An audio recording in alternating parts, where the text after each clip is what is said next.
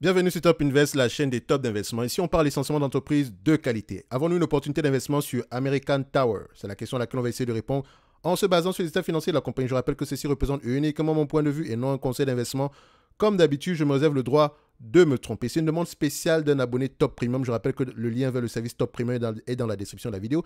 Dans le service Top Premium, vous pouvez demander des analyses quantitatives et avoir la certitude que ça va être fait. Donc, je travaille pour vous quantitativement, d'accord? Et essentiellement également, vous avez droit ici à 2 notes d'analyse concernant les entreprises qui, moi, me semblent sous-évaluées, ainsi que les notes de suivi. Ça veut dire quoi? Ça veut dire que si je propose une entreprise, c'est parce que j'ai lu les rapports financiers, j'ai écouté les conférences calls et je vous ai proposé l'entreprise en question, ok?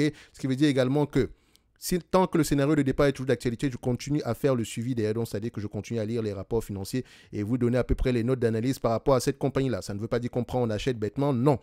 On lit les rapports financiers, on pose les bonnes questions. OK? Donc, en supplément de ça, vous avez également droit ici à la Top Newsletter qui est gratuite, sur laquelle vous pouvez recevoir ici des analyses liées aux analyses sectorielles, comme on les appelle. Donc, généralement, je peux analyser le secteur ici des tours de télécom aux États-Unis, par exemple. Donc, si j'ai analysé ce secteur-là, je vais vous donner à peu près la note d'analyse. Comment est-ce que ce secteur-là se comporte en date d'aujourd'hui? Est-ce que sont les avantages? Enfin, quels sont les risques à court terme ainsi que les opportunités ici à moyen terme, long terme? OK? Donc, tout ça, vous pouvez retrouver ça dans la Top Newsletter gratuite. Donc, les liens sont dans la description de la vidéo. So, American Tower, on en a parlé plusieurs fois. Depuis le début, cette compagnie-là, j'ai toujours dit, faites attention quand les taux d'intérêt commencent à augmenter. La dette, la dette, la dette et la dette. OK? Donc, c'est pas une entreprise c'est une belle entreprise, hein? J'aime bien le business model.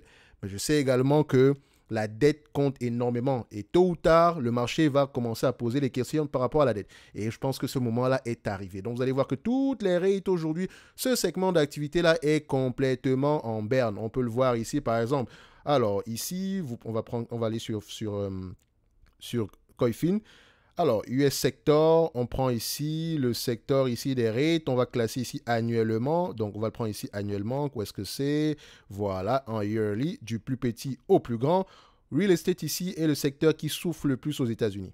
D'accord? Après, vous avez les utilities. Je peux également comprendre très endetté ce secteur-là. OK? Après ça, consumer staple, etc., etc. OK? Je pense également que si maintenant on essaie à peu près d'aller en profondeur, donc quand on prend les rates ici, c'est en général. Mais si on les prend un tout petit peu en profondeur, vous allez voir qu'on a également les banques. Donc, si on prend les industries maintenant, vous avez le clean energy, très endetté. Le solaire également, ils ont beaucoup de dettes. D'accord? Les taux d'intérêt également ont un impact dessus. Regional Bank ici, voilà, ça peut également, vous voyez que c'est un secteur qui souffre également. Rate, biotech, etc. Moi, j'aime bien. En fait, quand je cherche une opportunité d'investissement, je regarde toujours les entreprises qui souffrent, les secteurs d'activité qui souffrent. Et dans ces secteurs d'activité-là, j'essaie de déterminer déterminer les leaders ici et faire mon choix. Donc, je suis jamais je suis jamais contrarien de nature, ok? Donc, j'aime toujours aller regarder ce que les autres négligent, ok? Comme ça, par exemple, que voilà, la plupart des entreprises qui vont m'intéresser auront tendance à voir ça. La plupart sont des couteaux qui tombent. Et attention, moi, je ne regarde pas les prix de l'action, hein. Ce qui m'intéresse, c'est d'abord le fondamental quantitatif et qualitatif. Si une entreprise a les capacités de maintenir ses bénéfices nets année après année ou bien de les faire croître ici, tant mieux pour moi. D'accord? Maintenant, à moi de déterminer si le prix actuel par rapport au risque que je choisis prendre est intéressant. D'accord? C'est tout. Donc, le prix ici n'est qu'une question d'avantage ou bien ici d'opportunité, ou bien d'opportunité d'achat ou bien d'opportunité de vente. D'accord? Ça va dans les deux sens. Maintenant, American Tower. Je vais aller rapidement dans les rapports financiers d'American Tower. D'accord? Elle a publié ses résultats financiers, je pense, au mois de juillet. Et quand moi je regarde les rates ici, je sais déjà que bénéfices nets ne m'intéressent pas du tout. Ça ne sert à rien de regarder les bénéfices nets sur les rates. Posez toujours la question, il faut toujours vous poser la question à savoir est-ce que cette rate-là devrait verser un dividende en date d'aujourd'hui? Politique d'allocation du capital. Il ne s'agit pas juste de regarder la compagnie du point de vue, elle verse un dividende et puis des bêtises, comme je le dis toujours. Ça ne sert strictement à rien. La politique d'allocation du capital ici, d'accord, et voilà, ce n'est que le dividende n'est qu'une politique d'allocation du capital et elle découle essentiellement ici du fait que l'entreprise a les capacités ici de générer des bénéfices nets de manière stable et croissante dans le temps. Et quand je parle de bénéfices nets ici, vous me connaissez, pour moi, bénéfices nets et free cash flow doivent aller dans le même sens. S'il y a un problème avec les free cash flow, parce que c'est avec les free cash flow qu'on paye le dividende. OK? Donc, quand bien même vous voulez regarder l'entreprise du point de vue dividende, posez-vous les bonnes questions.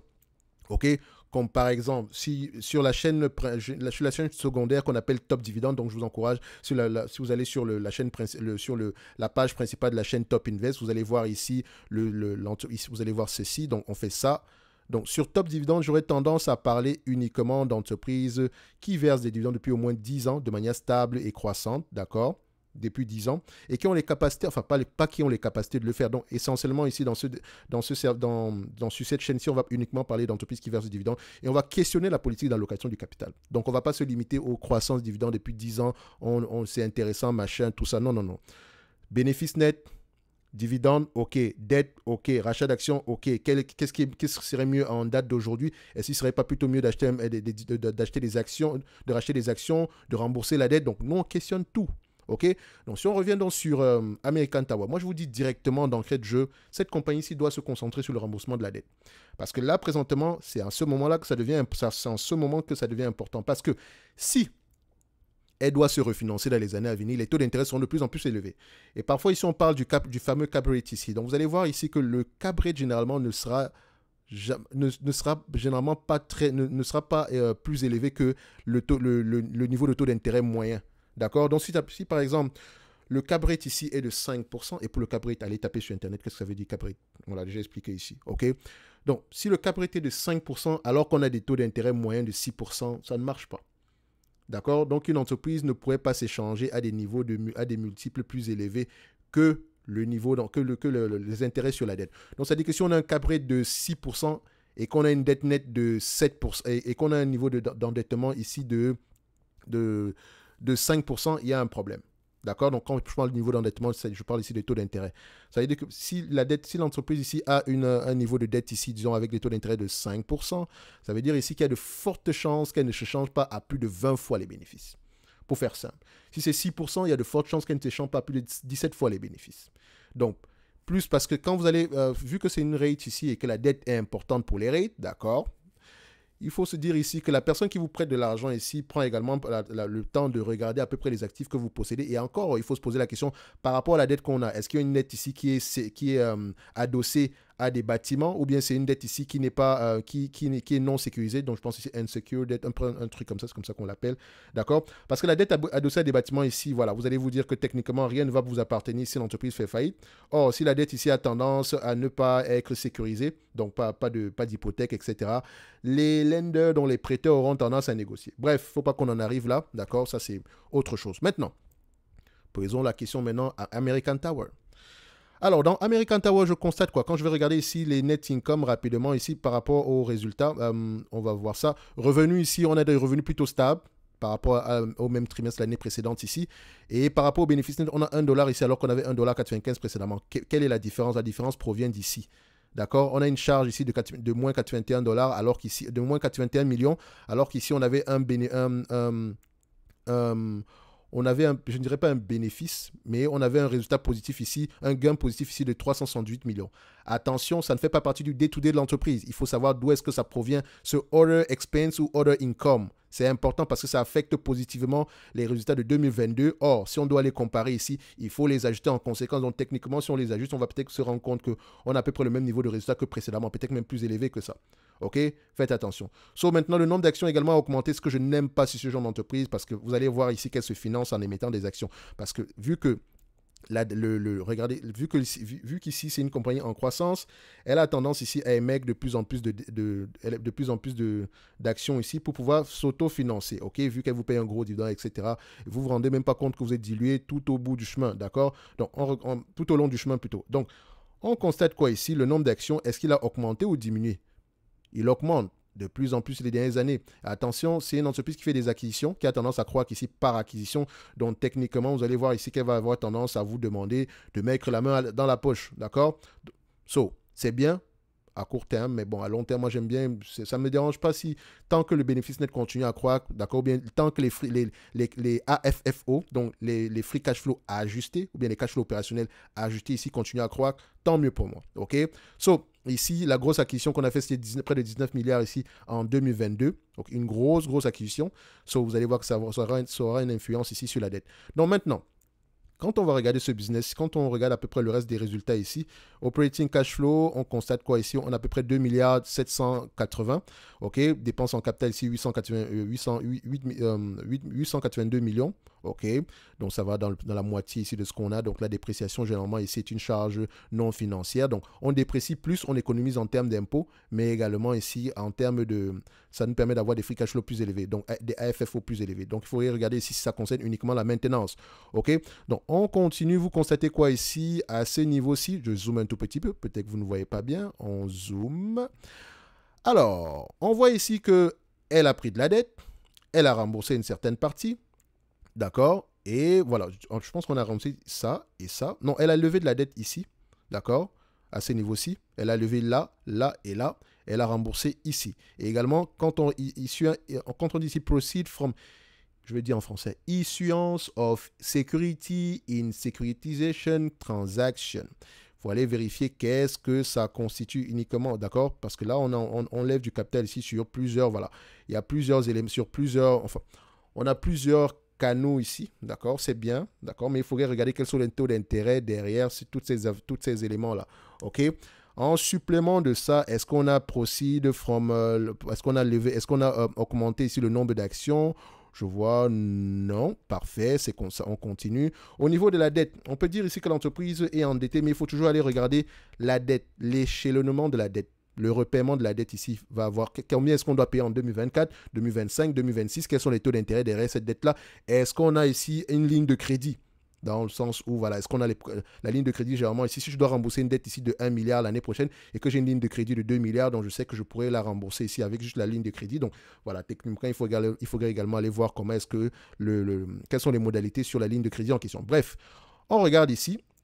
Ouais, tout ça, c'est la dette à près de 35 milliards. Ça, c'est la dette, ça, c'est pas la dette nette, hein, c'est juste la dette, grosso modo, sans prendre en considération le cash ici. Les taux d'intérêt, ce qui m'intéresse sur cette dette-là, d'accord, il faudrait regarder à peu près ici quels sont les taux d'intérêt moyens sur la dette. À vue d'œil, ici, je vois que c'est une entreprise qui a des taux d'intérêt aux alentours de entre 4 et 3, aux alentours un peu moins que 4%, d'accord, si je ne me trompe pas. Donc, on pourrait, par précision, ici, vous pouvez le regarder à ce niveau-ci. Donc, je continue à regarder à peu près. Alors, ça, c'est la dette. Je cherche à peu près l'échelonnement de la dette ici, donc combien est-ce qu'elle doit rembourser par rapport à certaines périodes ici, combien est-ce qu'elle doit rembourser en 2024, etc., pour voir à peu près si elle a les moyens de le faire. Bref, si on ne trouve pas l'information, elle est là, d'accord? Donc, de toute façon, vous savez que les rapports financiers sont assez complets, surtout sur les REIT. Prêtez attention à la dette. Donc, on va le laisser comme ça, d'accord? Je pense que vous savez à peu près comment est-ce que vous allez faire ici. Et ça, tenez-vous tranquille. Et c'est là que vous allez voir que ce n'est pas aussi facile que ça d'analyser cette compagnie ici, parce que regardez juste. Ici, on parle du quoi? Ça, c'est le 10Q. Le rapport trimestriel. 569 pages. Trimestriel. Donc, ça veut dire qu'il y a une foultitude d'informations et de tableaux dessus. Franchement, j'espère que vous êtes prêts. Bon, il y a des éléments qui ne sont pas très importants ici, mais le rapport ici est assez complet. Donc, c'est 569 pages qu'il va falloir à peu près décrypter. Il y a des pages, la moitié n'est pas importante, d'accord? Mais vous savez déjà que même si c'est la moitié, c'est au moins 250 pages qu'on devrait aller regarder. Donc, ce qui m'intéresse ici, d'abord, quand vous regardez les compagnies pareilles, c'est le taux d'occupation, très important. La dette, ok, les taux d'intérêt sur la dette, l'échelonnement de la dette ici, ce sont les éléments importants. Le niveau de dividende en date d'aujourd'hui, ok, et quel est le ratio ici par rapport au AFFO sur le dividende, donc c'est-à-dire ici, quel est le payout ratio par rapport au AFFO et non par rapport au bénéfice net. Bref, pour terminer ici rapidement, pour faire simple, le marché paye souvent combien de fois les bénéfices pour cette compagnie-ci? En moyenne, il paye à peu près 23 fois les bénéfices. Je ne paierai pas plus de 20 fois les bénéfices pour cette compagnie. D'accord? Je ne paierai pas plus que ça. D'accord? Donc, il va falloir faire attention en date d'aujourd'hui parce que les taux d'intérêt sont en train d'augmenter. OK? Donc, on constate quoi ici? Quel est le niveau de dette nette de cette compagnie-ci? Je vais aller rapidement regarder ça au niveau de Fastgraft. On a un niveau de dette nette de combien? 96,42 $. OK? Donc, on est à peu près ici 20 fois les bénéfices, d'accord? Donc, qu'est-ce que je vais faire ici? Vu que c'est un business assez prévisible, on s'attend à peu près à 11,37 $ d'ici 2025. C'est une prévision. À 20 fois les bénéfices, moins la dette nette. Bon, encore une fois, j'ai oublié à peu près la dette nette ici. Il faut que j'aille regarder à nouveau. Et ce n'est pas plus grave que ça. Ça me permet de vous demander de vous abonner massivement à la chaîne secondaire. Un like, un abonnement, un commentaire également sur cette chaîne-ci. Ça fera plaisir. OK?